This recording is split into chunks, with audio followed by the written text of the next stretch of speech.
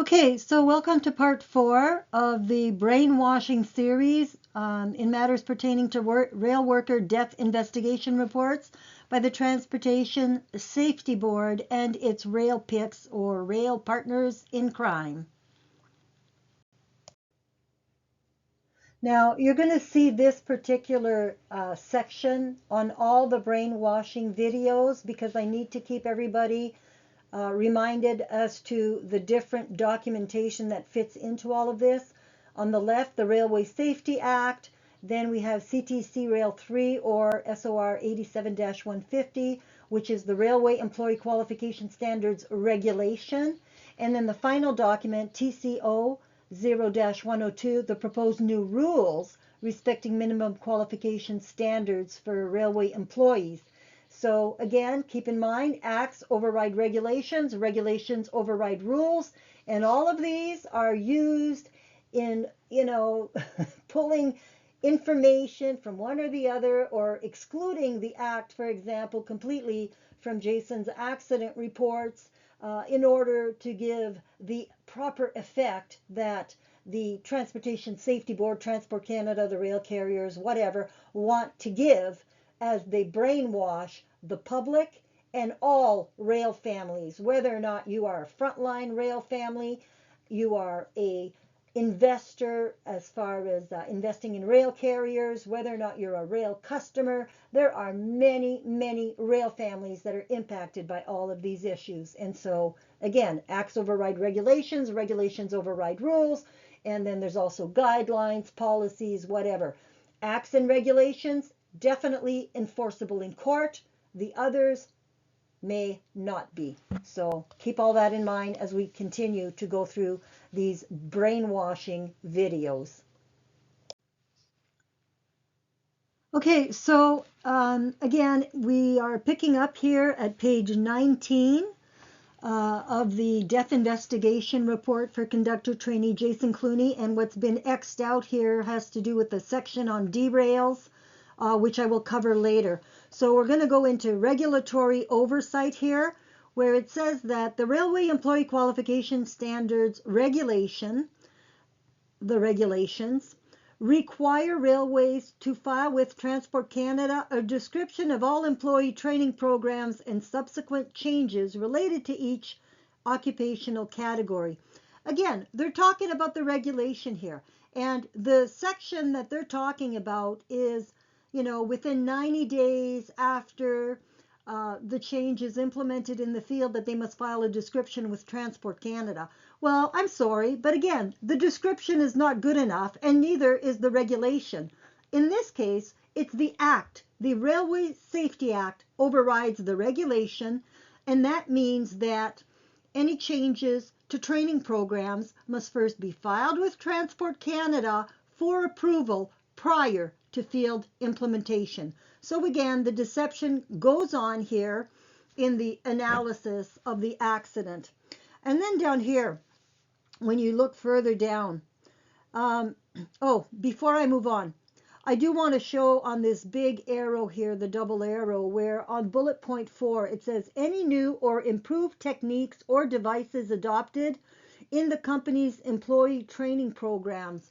So any new techniques, improved techniques for training programs must also not just be filed after the fact.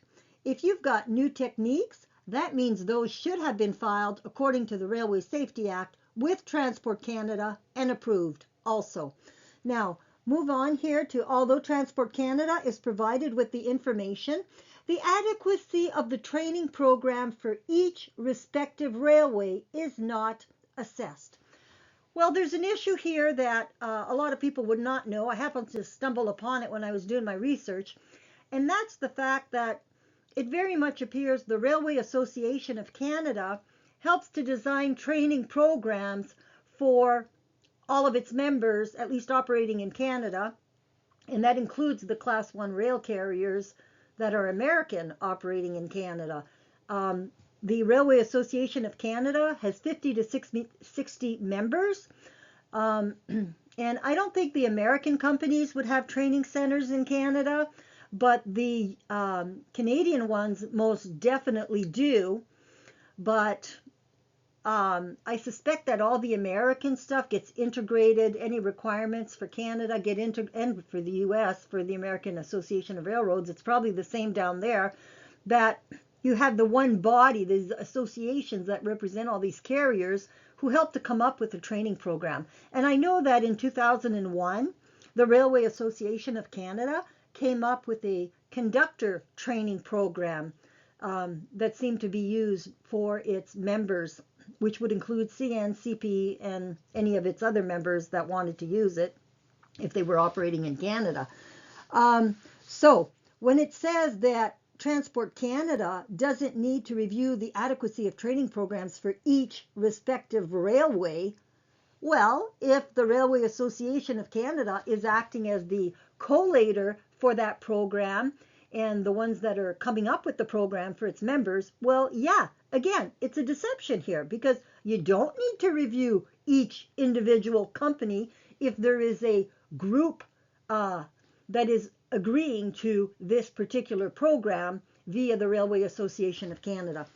So, and also, you wouldn't need to go back and reassess entire programs for an individual rail carrier, because if something's already been approved, you would only need to approve the changes of that training program at Transport Canada.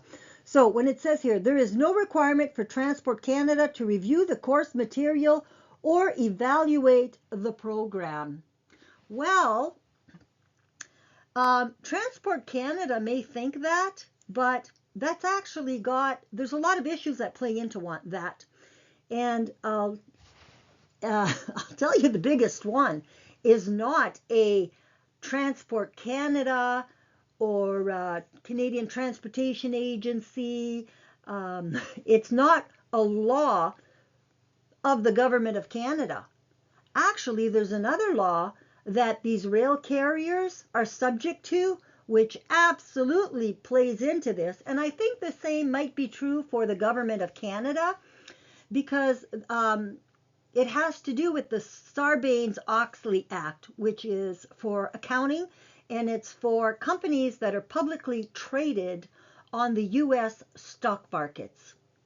And I know for a fact that there's government of Canada securities or treasuries or bonds that are traded on American stock markets, and most definitely CN, rail, stock, CP, or CPKC now, stock, would also absolutely be traded on the American stock markets.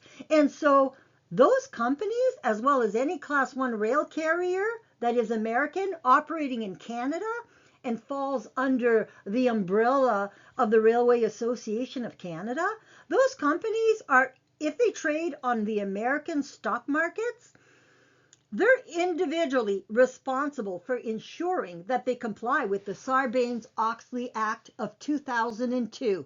And again, we can show fake qualifications and improper qualifying of frontline rail workers has been happening since at least 2007, per the Mackyard incident in Toronto, which showed that things were so bad that a Railway Safety Act Section 19 order was issued to completely overhaul all rail training programs for all rail carriers operating in Canada. So, and that would have included the U.S. rail carriers also operating in Canada. But the Sarbanes-Oxley Act has audit requirements for these companies that are traded on U.S. stock markets. I'm not 100% sure about whether or not that applies to the government of Canada, but I'm thinking there are subtypes of requirements there too pertaining to audits for the government of Canada and its treasuries or its, financial instruments traded on U.S. or other markets. But anyways, the Sarbanes-Oxley Act, okay, those are audit requirements, and they include compliance audits, showing that a company is in compliance with all applicable laws under which they operate. That would include all acts and all regulations. That includes labor codes, That includes, any environmental codes, any act at all. It doesn't just have to be tied to the transportation sector, is what I'm saying. And so this comment in this Transportation Safety Board report, even though they would like to say Transport Canada, doesn't have any further oversight, where it says here, consequently, once railway companies have satisfied the training, consultation, and reporting requirements of the regulations, Transport Canada provides no further overview with respect to the training of railway operating employees. Well, they have to provide oversight because the law requires via the labor code and whatever, there are compliance monitoring requirements in laws. And whether or not those are accounting laws or labor laws, all laws must be complied with. So even though the Transportation Safety Board in this report may be referring to transportation laws, there are other laws that play into this. And so that's another way that you can be brainwashed, because the statement may apply to a certain type of law. And here most people would be thinking about transportation laws, and they wouldn't be thinking about things like accounting laws or labor codes that also play into this. Or, for example, safety management systems that are supposed to be in place and clearly, in my opinion, are not with rail carriers, even though that regulation went into effect in 2001. And there's still some huge issues with that. So again, you need to understand how the statements are either accurate or inaccurate, and you can't just have your mind focused on one type of law, because there are other laws that play into all of this. So it continues here. If there are no regulatory oversight, if there's no regulatory oversight of the effectiveness of training programs for railway operating employees, there is increased risk that these programs may not be sufficiently robust to ensure the trainees have adequate practical experience to work independently and safely. Transport Canada used to have a memorandum of understanding with the Ministry of Labour in Canada, where the Ministry of Labour would, I think, oversee labor issues for onboard employees, and Transport Canada would do the other, or it might have been flipped. But anyways, after a while, they decided that Transport Canada would be the one enforcing the labor code Part 2 provisions having to do with safe work environments, employee training, proper record keeping, all of that stuff.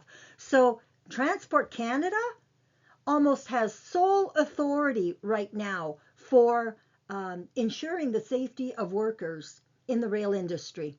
And that is, I think, in the garage, the garages where they do repairs for locomotives and train cars and stuff like that, that it's still the Ministry of Labour, but anywhere else, it's only Transport Canada. And if Transport Canada is turning a blind eye to a whole lot of violations of a whole lot of laws, and they're now basically the only ones in charge because the Ministry of Labour is basically out the door now, there's no checks and balances there. Corrupt Transport Canada can just go on being corrupt Transport Canada because it has sole authority. And so who's going to argue with Transport Canada? Certainly not the Prime Minister or the Privy Council. They'll just hide whatever's going on that's wrong. Well, excuse me, but you've got the financial implications. And again, there's nothing like a good financial scandal to scare away investors, and things like the Sarbanes-Oxley Act, which imposes legal requirements on companies like CN and CPKC now to make sure that they are in compliance with all applicable laws under which they operate. And that is all laws, not only transportation laws. And they have to actually sign, their CEOs have to sign a report saying that they are in compliance with all laws. And so if they've been signing that since 2007 at CN Rail, I think that most investors would have serious issues with that.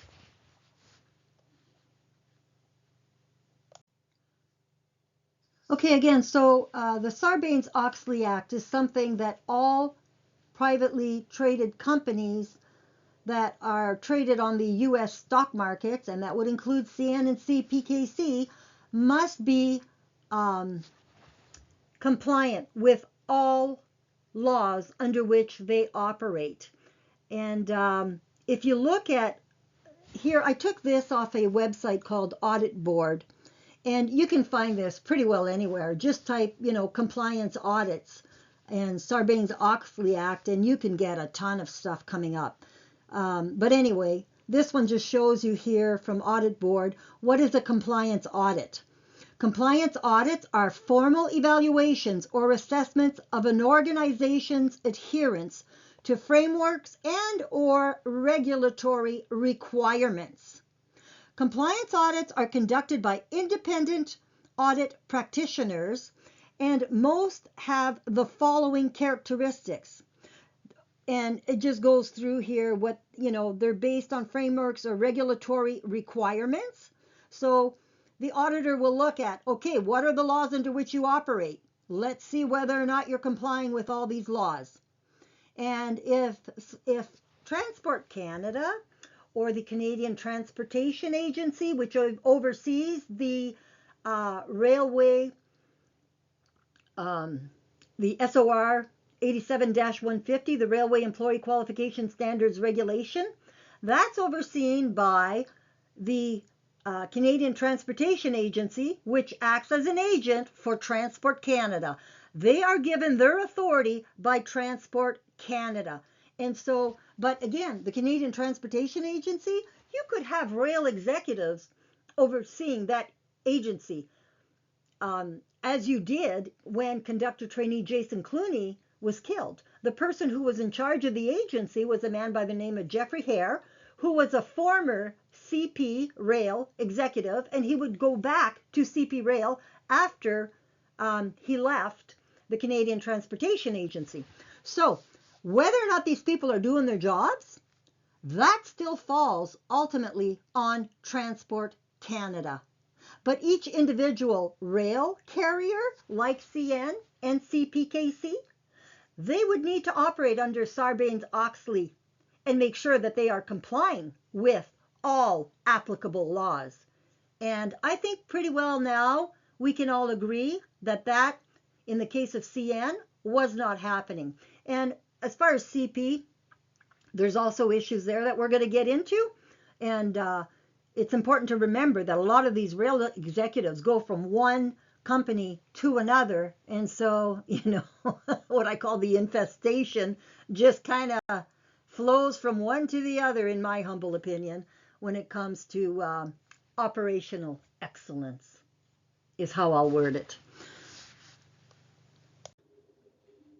Now, if you look again under for Sarbanes-Oxley and the Act, and again from Audit Board, you can see here that some of the compliance audits, okay, have to do with human resources.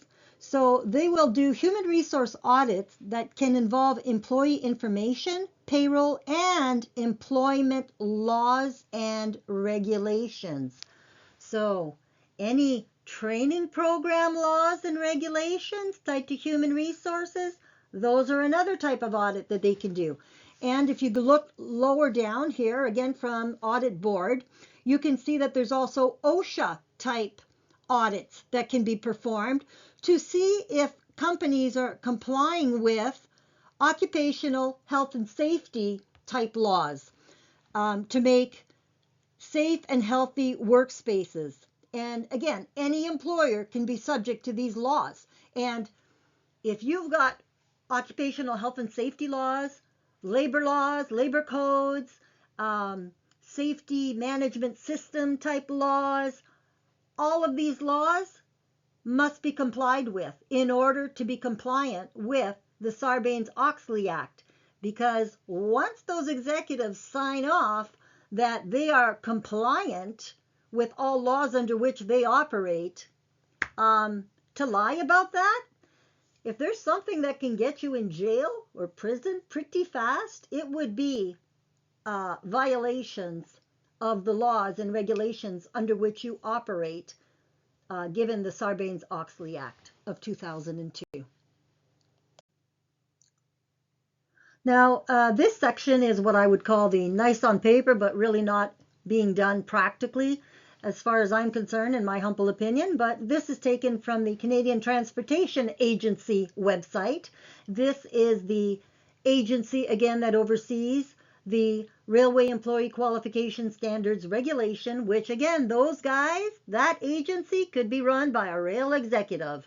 And so not a whole lot of incentive there to make sure that we're complying with the act or exposing the fact that we're not in compliance if you're a rail executive and you're noticing that there's problems. And again, Jeffrey Hare, as a rail executive, given he oversaw the Railway Employee Qualification Standards Regulation while at the Canadian Transportation Agency in 2007, when you had the Mackyard incident outside of Toronto, which resulted in a need to completely overhaul supposedly all rail worker training programs, he would have known that there were problems with the training programs and with compliance, just based on that Railway Safety Act Section 19 order that had been issued.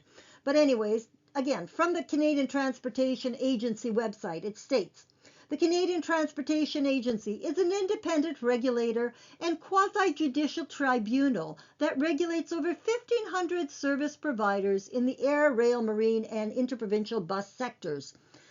And folks, you know, all these regulators, if there's so many problems in the rail industry, do you think they're being honest in, say, the trucking industry when there's the death of a trucker, that maybe the licensing might be an issue, that we're basically, you know, I've had a lot of people tell me that truck drivers aren't getting enough training, especially foreigners that come in, or they're not getting the training they need for winter driving, let's say in Canada, whatever. It's almost like it's a crackerjack, you know, a crackerjack box license, in my opinion, given to truckers, that they hand them out so fast because they need so many truckers. So if they're lying as far as railway worker deaths, do you think there might be some lying going on also in other transportation sectors, like maybe trucking? Things that might expose, again, Transport Canada not doing its job? Just my opinion. You're free to form your own, of course. But anyways, it says here, using a variety of tools, the agency supports and verifies the compliance of regulated parties with the applicable acts, regulations, orders, and authorizations. Well, this is some really nice on paper, but I would love to see their compliance audits dating back to 2007 for the rail sector, specifically as it pertains to employee training programs. So it serves the public interest by resolving non-compliance through the application of a graduated approach using informal, formal, and formal enforcement measures. So, we're all here in the public interest, and we do have an agency code of values and ethics. Okay, so again, from the Canadian Transportation Agency, then they discuss the roles and responsibilities, you know, how they have designated enforcement officers, compliance analysts, officers, and data analysts. So, you know, again, more nice on paper stuff, but in my opinion, compliance audits have not been happening when it comes to Railway Employee Qualification Standards regulations. When people have 25% of their evaluations missing, and the IT systems aren't even picking that up, and people are getting qualified, you know, there's a lot of problems. We're going to get into all of that. But again, where are the compliance audits when it comes to the Canadian Transportation Agency and its oversight of railway employee training programs? And here's another slide from the Canadian Transportation Agency as far as its compliance continuum. You know, when you put this stuff in writing like this, it's just great for the courts, because if I was a lawyer, I would say, okay, how did you promote compliance? How did you verify compliance? And when there wasn't compliance, how did you enforce and follow up? Where's all that documentation? So forget the nice on paper colored wheel here. You know, I'm not interested in something that looks nice for a first grader. I'm interested in the data. Where's the data showing that you performed compliance audits in these issues? Now, in the transportation safety boards, when they say that Transport Canada has no further oversight roles or needs to approve anything, that, just file it with us after the fact type thing according to the regulation, forget what the Railway Safety Act says, all of these issues. I want to do a little section here that shows you part of the process, and that really it's showing that everything, rules, changes to regulations, all need to be approved. And I'm just going to show you where I'm grabbing this. It's from the Government of Canada website. And it says here, what is a Governor in Council appointment? Because the Governor in Council is who approved, for example, that bogus document that resulted from that Railway Safety Act Section 19 order, which was a document that was done by the Railway Association of Canada in order to overhaul, supposedly, all frontline rail worker training programs. But the thing never went into effect because the previous regulation was never repealed. It was, in my opinion, a complete and total public scam of a document. So anyways, it was approved by the Governor in Council. So what is the Governor in Council in Canada? In the States, you would have, I'm sure different laws, different ways that laws are passed as far as the bodies that have to approve it, most likely the Congress. Regulations, I'm going to have to look into that and do a separate video for the American side as far as how regulations are done. But anyways, it's going to be a very similar process. The bottom line is this stuff has to be approved. You don't just get to do it and implement it in the field with no oversight from a regulatory body. Okay, so Governor and Council appointment in Canada is made on the recommendation of the responsible minister. So here it would be the Minister of Transportation, and approved by the Governor General in Council. And the Governor General in Council is comprised of the Cabinet, the Prime Minister's Cabinet, and the Governor General acting in a legal capacity. So the Governor General is above the Prime Minister in Canada and is the representative of the Crown, or in this case, King Charles. But the Cabinet would include the Prime Minister, the Minister of Transportation, all of these ministers, that would play a role here in providing these appointments. So they're all part of approving the regulation and who acts as an agent of the government, who gets appointed as the president or the CEO for the Canadian Transportation Agency, all of that stuff. Okay, so again, it's not that the minister doesn't have any approval roles, because the minister delegates his authority to the agency, and the minister is responsible to the government of Canada overall and to Canadian taxpayers. Okay, this next screen print I took from the Railway Association of Canada website back in September of 2019 when I was writing a rather large document. I think that one was over 300 pages long. But anyways, like I said, the documentation's extensive. But this was taken from RailCan, the Railway Association of Canada website, and it was done specifically. I took it from their tab called What We Do, and it had to do with regulatory affairs. And I want you to notice what they say here. The Railway Association of Canada's Regulatory Affairs team acts as the voice of the rail industry when rules and regulations affecting the sector are being written. The team provides an essential link between federal regulators and the Railway Association of Canada members, which are all the rail carriers, including all the Class 1 rail carriers from the U.S. that operate in Canada. and works collaboratively with departments and agencies such as, so they work closely with Transport Canada, the Canadian Transportation Agency, the Transportation Safety Board of Canada, Employment and Social Development Canada, Environment and Climate Change Canada, Canadian Heritage, and Fisheries and Oceans Canada. The Railway Association of Canada also collaborates with provincial regulators.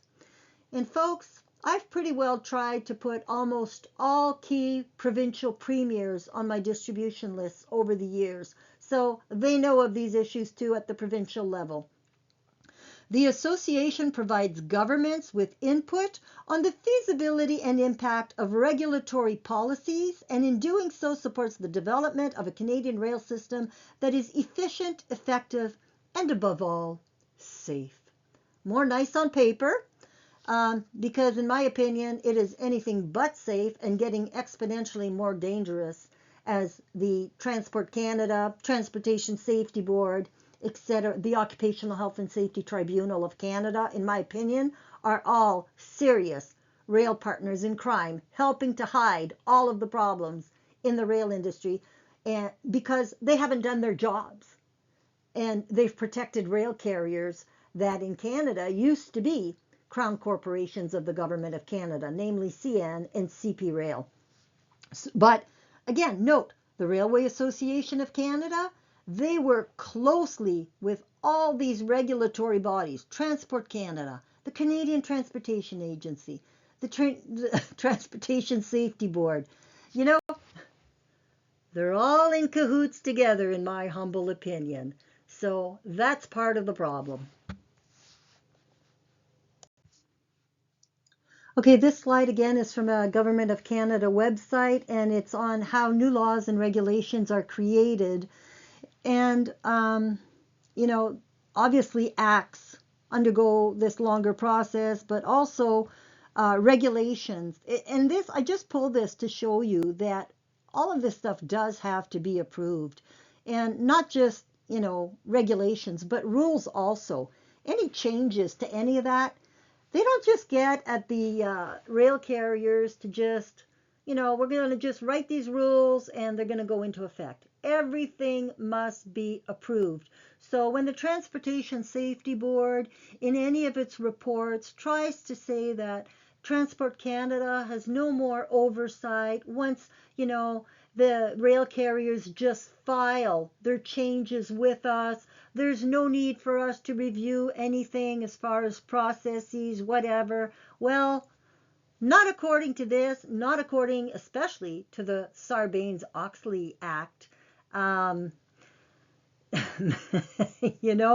There's a lot of things that play into this, and it's not supposed to be a free-for-all where we just implement whatever we want, and because we're the experts in the rail industry, we can get away with it all the time, and we'll have our buddies there to protect us if anything bad, like a death, happens, as in the case of conductor trainee Jason Clooney. So, again, just more information, something to look at for those who aren't familiar with this stuff.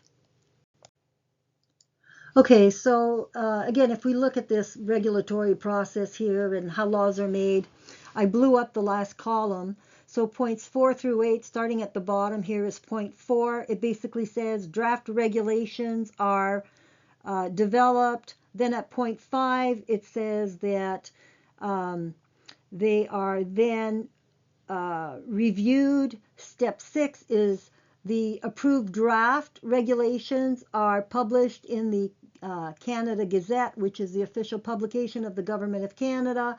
Then comments are taken into consideration, and the draft regulations are updated and finalized.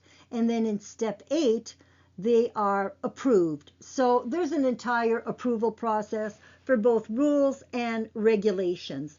So just wanted to show you where I'm getting that, and that indeed is the case.